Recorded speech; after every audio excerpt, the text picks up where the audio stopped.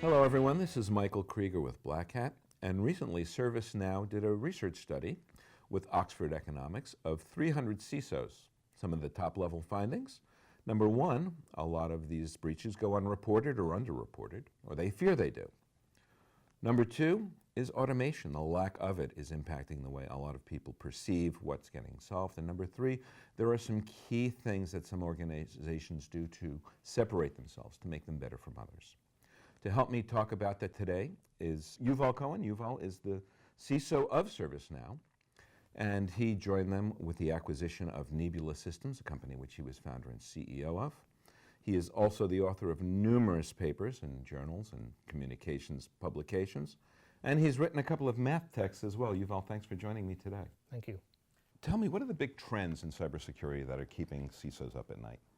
Sure. I see two main trends that I'm tracking. One, I'll call it the economies of scale of launching an attack. It becomes so cheap, so easy for a non-technical guy, non-security person to launch an attack. All it requires is sometimes finding the right tool, and you can launch a pretty massive attack at a large scale, complex attack from security point of view. And again, it's cheap and low cost. So that's coming from one side. The other side is my concern as I see, proliferation of endpoints, right? I have employees with probably 6, 7, 8 devices. Right. They have a few cell phones, a few laptops, personnel from work, and so on. So the attack surface is huge.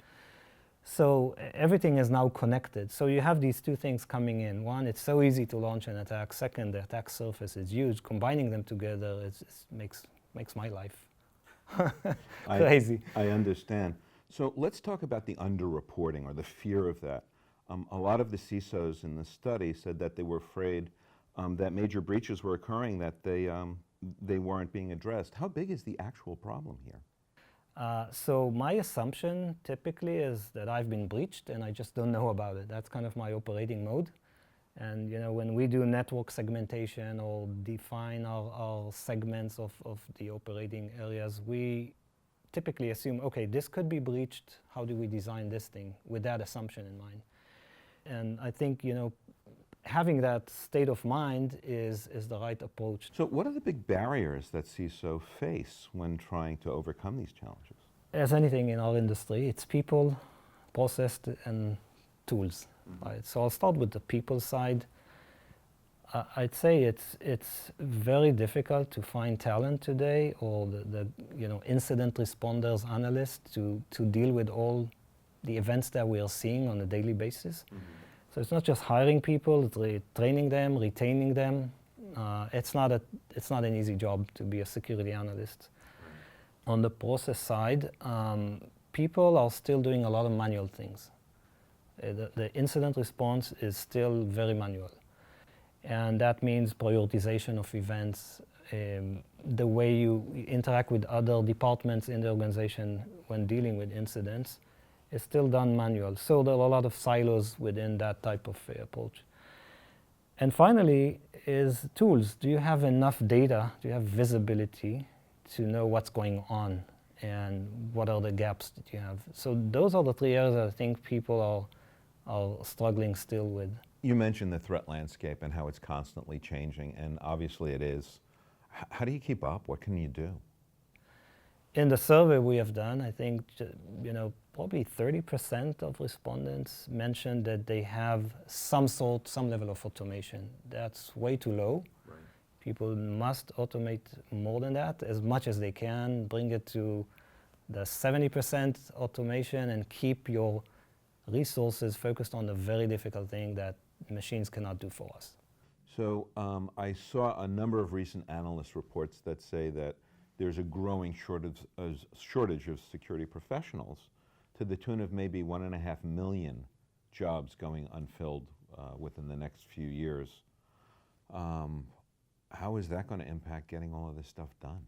I think going back to automation, you can't hire as much as people as you want, and you'll never find the talent out there.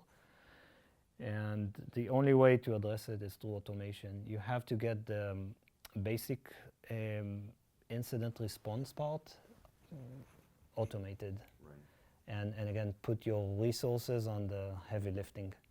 Well, machines cannot do for us, right? So that's where I'm focusing my efforts.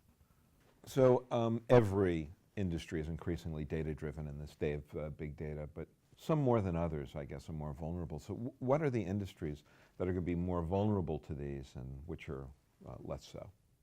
Yeah, I think two come to mind. Financial is because the money is there. Right? People, it's a target to attack. The good news is they have protected themselves over many years now. Mm-hmm. They have very mature security programs, but they are a big target for, the money is there. Right? The other industry is the healthcare, mm-hmm. And the reason is it's easy. They traditionally haven't spent money, and their security programs are not as mature as other parts of the industry. Well, thank you very much. That's all we have time for today. I want to thank Yuval Cohen for joining me today. You can find out more about ServiceNow security offerings by clicking on that link you should see on the screen over there in front of you. And don't forget to come to Black Hat and see us there. For Black Hat, this is Michael Krieger saying thanks for joining us.